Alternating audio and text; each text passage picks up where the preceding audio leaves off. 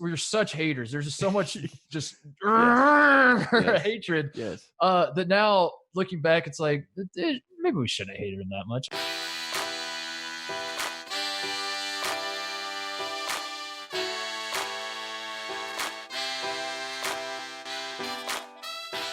The decision 10 years later, Tate. What are your thoughts looking back on it? What were your thoughts in the moment? How much of your thoughts changed on the whole thing?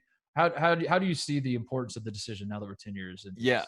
I'm really excited to talk about it. I think at the time, I remember when it happened. I remember, that playoff run, and I remember all of the conversation that was around LeBron. There was LeBron. I feel like at the time was loved.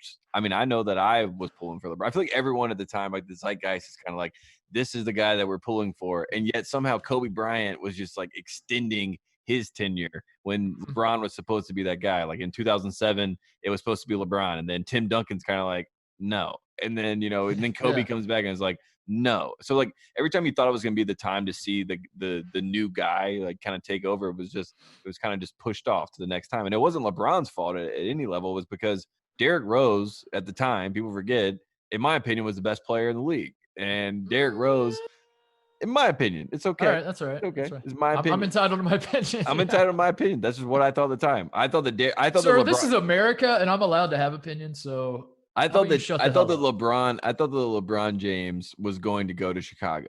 But when LeBron actually sat down with Jim Gray and he was so nervous, and I think that was the first time I saw him, like it was such a weird moment in time where you're like, this guy has so much pressure on him, and once he makes this decision, like when he said Miami, it was kind of just like I was confused. I was like, I Floored. can't Yeah, I couldn't yeah. believe it. Yeah, Yeah. I was like, I don't even know what this looks like. And then I Yeah. think that's what it did to me. Like it just broke down this wall of I thought that everything in sports went one way. And I think it was a Yeah. good thing in that sense, looking back, where like it changed my perspective. Because when he said Miami, I was like, he can't do that, can he? Yeah, exactly, exactly. Like pro sports were scripted up to that point Yeah. where it has to follow this certain script. And yeah, you can't just what? You can just choose to go to Miami? It's that easy? My biggest fear as a fan of Michael Jordan was that this guy was going to surpass Michael Jordan, right? He Yeah. had everything was there for the taking. Immediately, my first thought was great. Yeah. Yeah. Great. Like Michael Jordan would never do that. Like, so I'm happy. I'm like, take a sigh of relief. Like, that's great. Dwayne Wade. And then they did the celebration where he and Chris Bosh and Dwayne Wade came out with like, the rap Not music 5, not playing. 6, Yeah, not not 5 minutes. 7. And I was like, great, Mhm. great, great. Great. You know? Yes. And it just like, and then that like, and I'll say as a fan, that's why as I reflect back now, it's like all of that frustration came from a place of like these built up things in your head because of the scripted stuff, right? And then he went Yeah. off script. And then when he went off script, that infuriates people because, like you said, he's supposed to be the Cleveland's Yeah. chosen son. He's supposed to Yeah. stay there. He's supposed to get over Derrick Rose and get over the hump against the Celtics and go to the championship, just like Jordan did with the Bad Boy Pistons, or just like the list goes on and on and on. But then you kind of work yourself back, and you're like, why were we trying to impose like Yeah. LeBron, like who he was supposed to be on him? And that was what media has been doing since he was 18 years old. You're the Yeah. next Michael Jordan. You're supposed to go to Cleveland, your home Mhm. state, and you're supposed to save this franchise that has been belabored for so long, and they're never going to win anything, and you're supposed to be the savior. That's a lot of pressure. And he's Yeah. 25 years old, and he has a guy in Jim Gray who's like a commentator that's pretty well renowned at the time, and he says, I got an idea. We're going to get ESPN to film you and do your decision.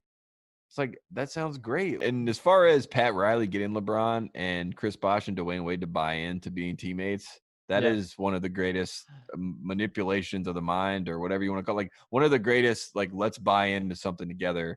But really, it was a very beneficial situation. It solidified the Miami Heat franchise forever in the NBA. Yeah.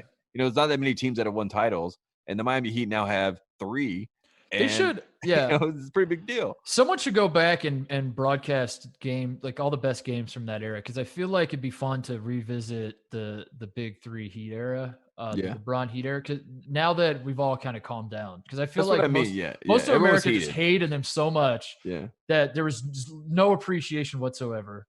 Even when like the Ray Allen shot goes in, it's a Well, people were mad at Ray Allen because they're mad at Ray Allen. Like, he left everyone, myself included, we were such haters. There's just so much just Yes. hatred Yes. that now looking back, it's like maybe we shouldn't have hated him that much. I don't know. It's what, especially like the current landscape of the NBA. I mean, LeBron basically started the player empowerment era with that. And now guys just hop around left and right. And the tide has turned, like when LeBron did it, it was the biggest, it was egregious. It broke the script. It broke the mold. Like, you can't do that. That's not how the NBA works. And now it wouldn't surprise if Giannis came out today before the bubble restart happens and he's like, I want to go play for the Knicks. Like, no one would even, we'd bat an eye. It would be a big deal, obviously, but no one would be like, what? How was that you possible? Can't say that. Yeah. I guess they do that because it's the Knicks. If you said the Lakers, though, like, no one would really, they'd be like, yeah, that makes total sense. That's how the NBA works now. When you see LeBron in 2016 and 2017, it does make you kind of look back at that time, because in 2011, this is the negative and the positive. 2011, the Dallas Mavericks, I think, made LeBron James have to play basketball. Like, they really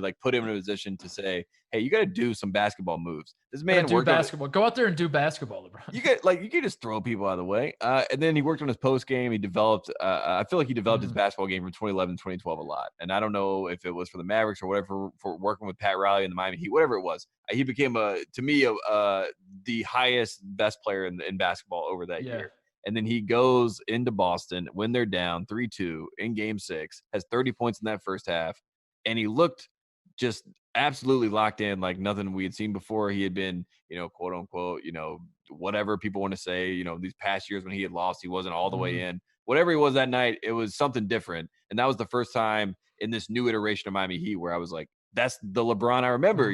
That was like Cleveland LeBron. It was like the comfort level. It seemed like he finally he got over all the hype and all the hate and everything that was getting thrown at him. He like settled in and was like, I'm just playing basketball, and I am the best basketball player on the planet. Yeah. You want to talk about scripts in pro sports. Like, that was in 2012 is when we started the run of LeBron James inevitability. Like, yes, like he's just like, you're watching a game and you're like, LeBron is going to win this. He's going to find a way to win.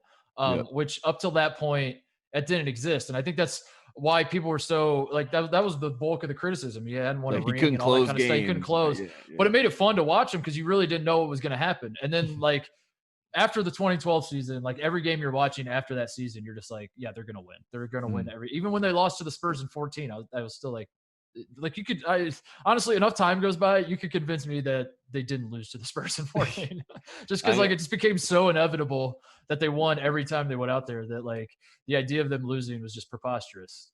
And he's dominated the headlines for a decade. Like, if you really think about it, like 2010, that summer, July 8, 2010, he's dominated the headlines in the NBA every single day since then. It's all about LeBron James. Even when he's left and gone to Cleveland and left Cleveland and gone to LA, it's always about LeBron.